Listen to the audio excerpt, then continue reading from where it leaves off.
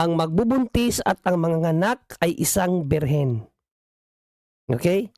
Ang magbubuntis at manganganak ay isang birhen. Perpetual virgin. Birhen siya nung nagbuntis, birhen din siya after niya manganak.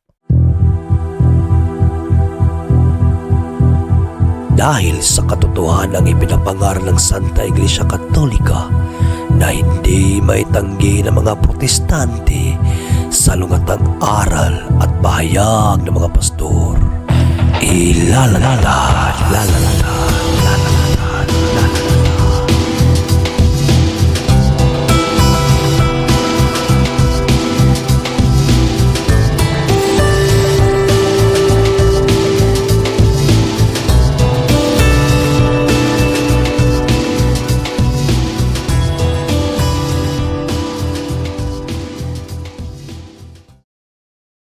Car back, sauce in hand.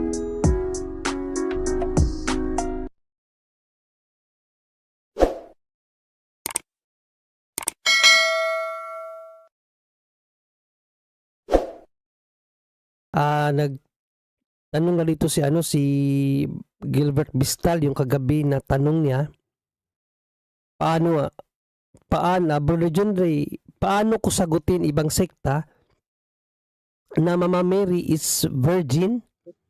Tanong nila, wala bang kapatid si Jesus? Salamat bro. So paano mo sasagutin ang ibang sekta kung virgin ba si Mother Mary or wala bang kapatid si Jesus? No? So dalawa to. Una, bakit natin pinaniniwalaan na si Inang Birheng Maria ay birhen? Dahil yan ang revelasyon sa Biblia, kapatid. No, yan ang revelation sa Bible. Sa hula ni Isaias, gamitin mo dito ang salita ng Diyos na Biblia, protestanting Biblia to, no? Sa hula ni Isaias, ang ating mababasa ay ganito. Isaiah 7:14, kapatid, no? Ito ang hula ni Isaiah sa babaeng manganganak sa Mesiyas. Basahin natin. Uy, wala pa palang Bible to. Wait lang. Ay, nasabi dito, dahil dito, ang Panginoon na mismo ang magbibigay sa inyo ng palatandaan. Ano ito?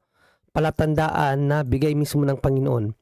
Magbubuntis ang isang birhen at manganganak siya ng isang sanggol na lalaki at tatawagin niya ang bata na Emmanuel. So dito, kung hihimay-himayin mo ang pag-unawa dito, at ito, teaching talaga ito ng simbahan, ganito, in-explain ito ng simbahan, ganito to ipinaliwanag ang talatang ito. Ang magbubuntis daw at manganganak ay isang birhen. Okay? Ang magbubuntis at manganganak ay isang birhen. Okay? Meaning, birhen siya nung magbuntis at nung manganak siya na natili siyang birhen. Kaya nga perpetual virgin. Nakuha mo, kapatid? Ulitin ko ha. Birhen siyang nagbuntis. Ibig sabihin, hindi siya napasukan ng similya ng lalaki pero nagbuntis siya. Okay? So, birhen siyang nagbuntis, birhen din siyang ng manganak. Ibig sabihin, hindi talaga nasira ang kaniyang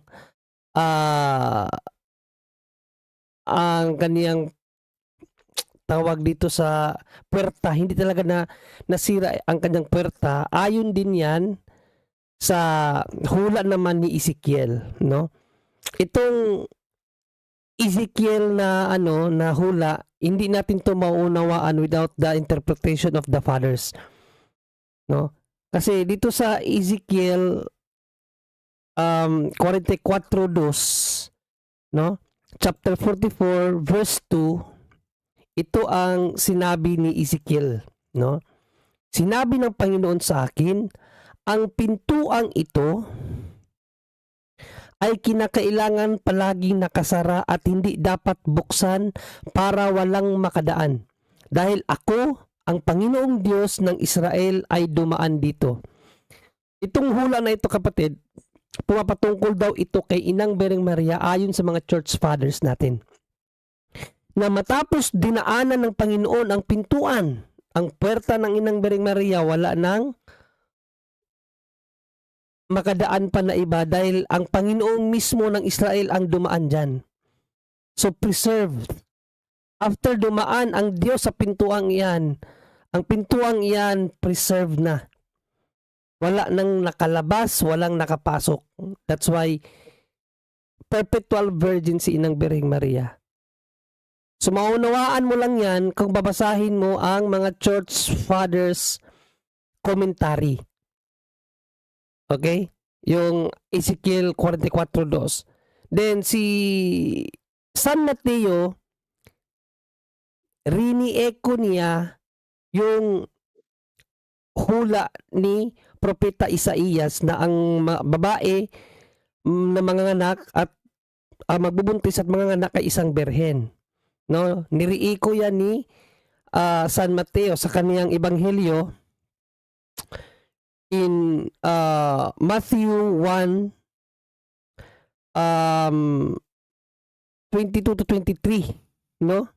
Basahin natin ang hula ni San Mateo. Sabi ni San Mateo, nangyari ang lahat ng ito upang matupad ang sinabi ng Panginoon sa pamamagitan ng propeta.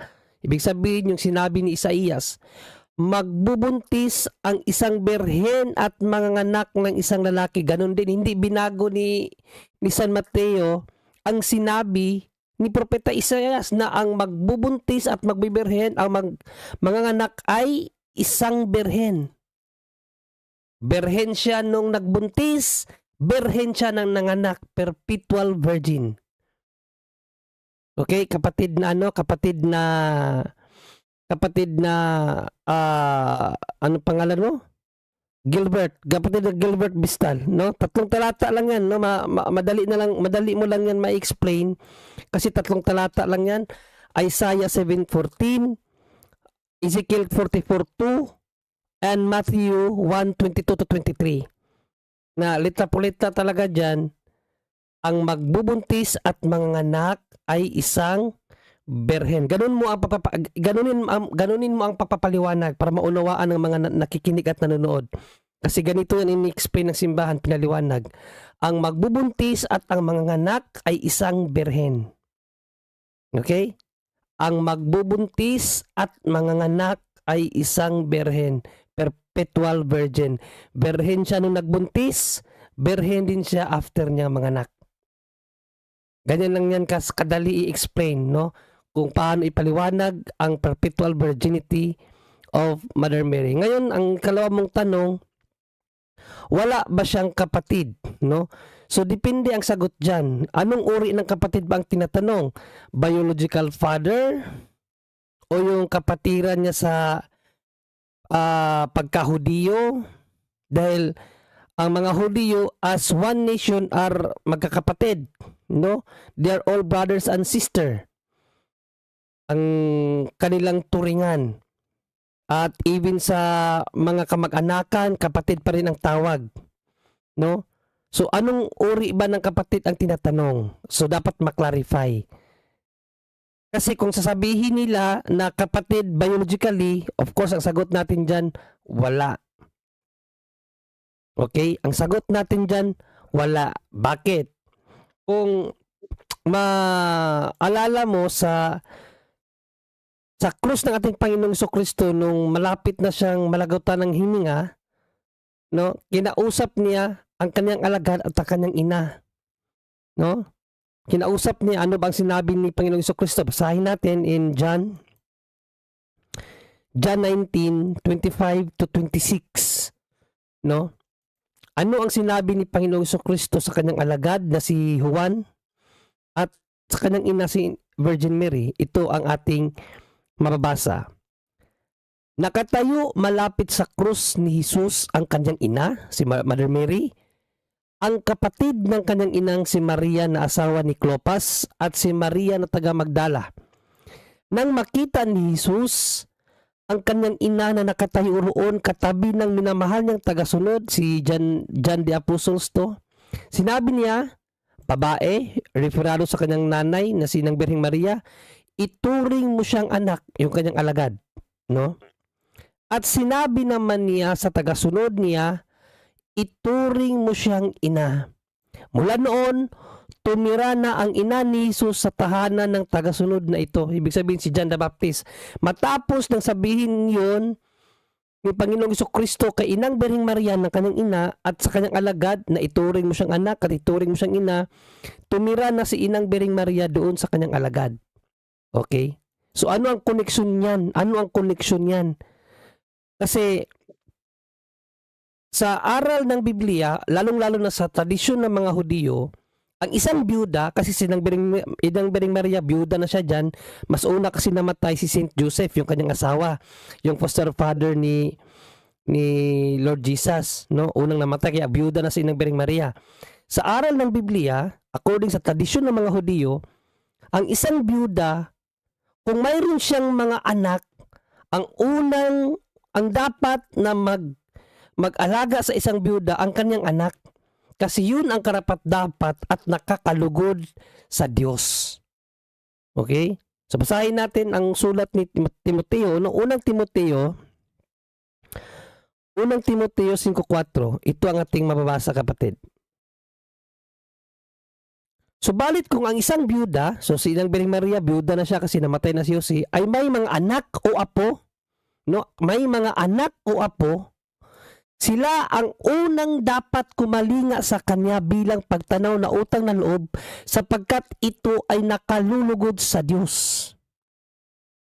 Okay? Kung may mga anak si Inang Birheng Maria maliban kay Jesus, yun dapat ang kumalinga kay Inang Birheng Maria.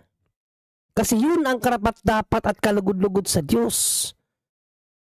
Bakit ang Diyos mismo ang nagbigay sa kanyang ina, sa kanyang alagad? Dahil walang maiwanan si Panginoong Jesucristo na kanyang biological brother or sister kung meron man. At kung meron man siyang brother and sister na biological, hindi ba nilabag ni Panginoong Jesucristo ang sarili niyang utos na dapat ang magkalinga sa isang byuda ay ang kanyang anak or apo? Nakuha mo, kapatid? No? Kaya there's no such thing talaga biological brother or sister of Christ. At tingnan natin ang hula.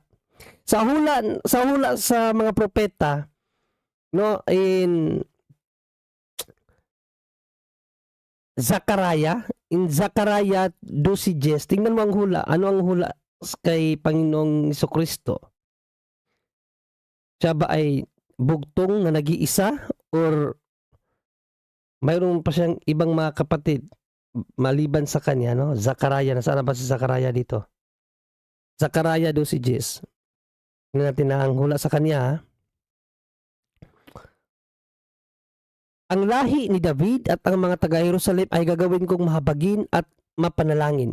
Sa gayon, kapag pinagmasdan nila ang kanilang sinaksak ng sibat, ito si Panginoong Jesucristo ito, na mababasa mo ito sa Lucas na sinaksak sa ng sibat, tatangisan nila itong parang kaisa-isang anak o anak na panganay. Kaisa-isang anak si Jesus. No, yan ang hula kay Panginoong Jesucristo. So hindi talaga pwede na mayroon siyang biological brother. May nakadibating sino bang kadibati ko noon, si Pastor Wimpy, o si Pastor Wimpy yung nakadibati ko diyan. At sumalangit na ang kanyang kaluluwa, no? Kinawaan sana ng Panginoon ang kanyang kaluluwa dahil namatay yung protestante, no? Pero gayon pa man, nung nag-debate kami patungkol sa topic na ito, tinanong ko siya dyan, naniniwala ka ba sa hula na kaisa-isang bugtong na anak si Jesus? Naniniwala daw siya. Nung tinanong ko, paanong nagkaroon siya ng mga kapatid kung bugtong lang pala siya? Sabi niya, hula kasi yun. So sa kanya pala, iba yung hula, iba yung katuparan. No? Kung ang hula bugtong, ang katuparan nun hindi na bugtong. Ganoon sa kanya kay Pastor Wimpy. Pero kung titingnan natin ang kasulatan talaga, bugtong na anak o kaisa-isang anak si Panginoong Jesucristo. No, ayon sa hula, mayroon pa isang hula dyan sa Kawikaan na bugtong lang talaga. Si Panginoong Jesucristo, bugtong lang talaga siya sa Sa Kawikaan yon. Nakaso lang, nakalimutan ko na yung pinaka-specific na talata doon. Then, mayroon silang mga objection, siyempre. No, objection nila dyan, mali ka. No, dahil ayon sa Bible, may mga kapatid na babae at mga lalaki si Jesus. Mababasa sa Mateo 15 o 13:55 at Marcos 3:6. May mga kapatid si Jesus dyan.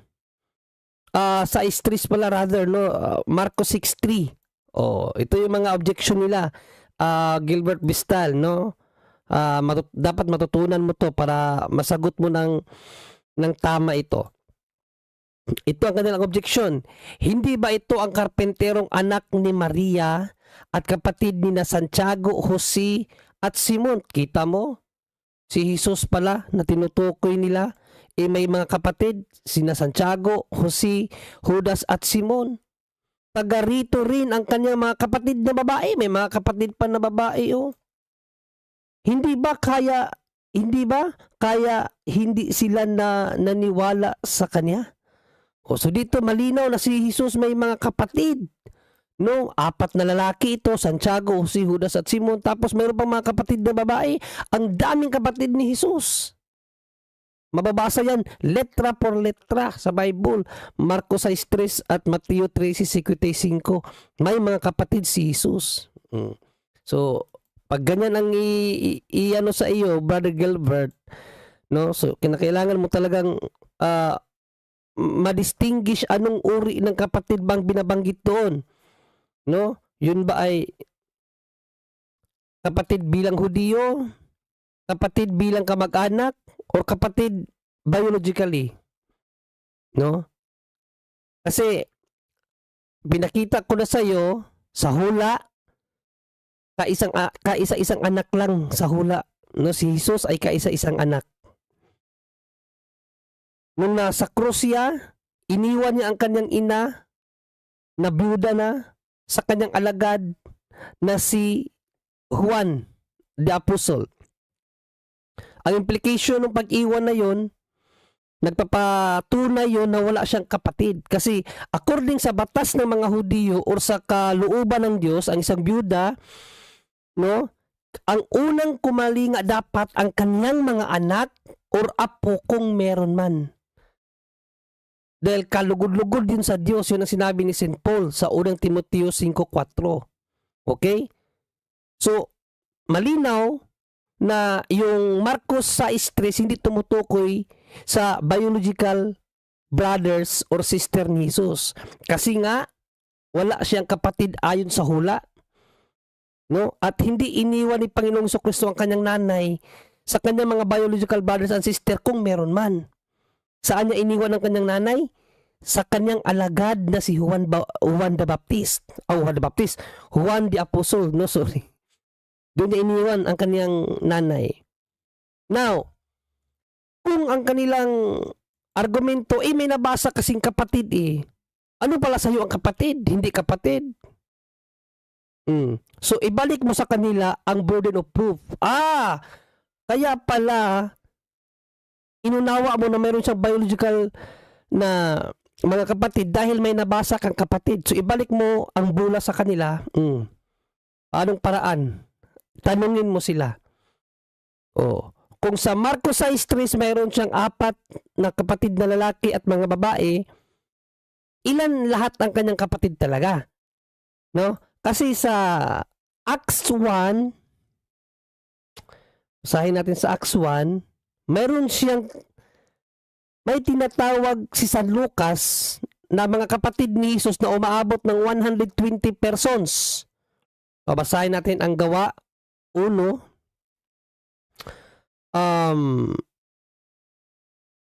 15 to wait lang, anong pinakatalata yun? 20?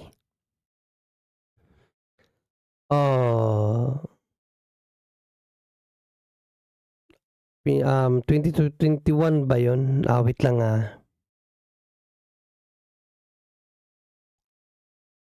nakalimutan ko yung pinakatalata sa Acts 1 14-15? 14-15 ba yun? 14 to 15. Acts 1, 14 to 15. Ito, Brother Gilbert. Lagi silang nagsasama-sama upang manalangin kasama ang mga babae at si Maria na ina ni Jesus, gayon din ang kanyang mga kapatid ni Jesus. So may binanggit din dito ng mga kapatid ni Jesus, no? Pero ilan to? Sa 15, makalipas ang ilang araw nang nagkakatipon ang may 120 mga kapatid, tumayo sa harap ni Pedro at nagsalita. So dito, may binanggit na 120 brothers and sisters of Christ. So ilan ba talaga ang kapatid ni Jesus? Yung sinabi sa Marcos 6:3 na 4 na lalaki at mga babae? Or dito sa Acts 1, 14 to 15, 120, ilan talaga ang kanyang kapatid na biological? O ibigay mo sa kanilang ang bula, silang ipasagot mo. Tapos dagdagan pa natin ang problema nila. Dagdagan pa natin kasi sa unang Korinto 15:6, umabot sa 500 ang kapatid ni Jesus dito. Diba, ang argumento nila may nabasang kapatid. Ang unawa nila sa kapatid, kapatid biologically agad. So ilan pala talaga ang kapatid ni Jesus? Basahin natin ang unang Korinto 15:6.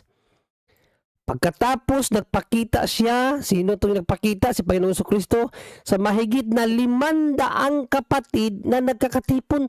Mayroon pa pala siyang 500 kapatid. So ilan pa talaga ang kapatid ni Jesus according to the Bible? Yung 4 na lalaki lang at mga babae? Or 120 na sinabi ni Lucas? Or ang sinabi ni San Pablo sa mga taga-Korinto na 500? Ilan talaga? So, maaring rhetorical yan. Hindi nila sagutin yan. Kasi hindi pwede makontrahan ng Bible. Now, ilan talaga ang kapatid ni Jesus? Kung talagang mayroon siyang biological na kapatid dahil may nabasa silang kapatid. So, problema yon, dilema. Okay, dilema, kapatid. So, hindi nila pwedeng gamitin ang Mark 6:3 and Matthew 13:55 na pang kontra sa aral natin. Dahil, di porkit may nabasang kapatid, automatically, kapatid na sa laman. No. No? Dahil, kukontra yan sa ibang talata kasi mayroon pang ibang kapatid si Jesus na binanggit sa ibang talata na higit pa doon sa binanggit ni Marcos. So magkukontrahan kung yun ang ating way of thinking na dahil may nabasang kapatid, automatically kapatid sa laman, hindi po ganon. Dahil ang isa sa dapat nating matutunan, sila bilang Hudiyo, magkakapatid talaga yan. Bilang Hudiyo, magkakapatid talaga sila. No? Yan ang sinabi ni Panginoong Jesucristo sa Matthew 23 verse 9 o verse 8 pala, no, rather. Ito ang sinabi ni Panginoong Jesucristo. Ngunit huwag kayong patawag na guro sapagkat iisa ang inyong guro at kayong lahat ay magkakapatid. So Jews, being Jews, are both brothers and sisters.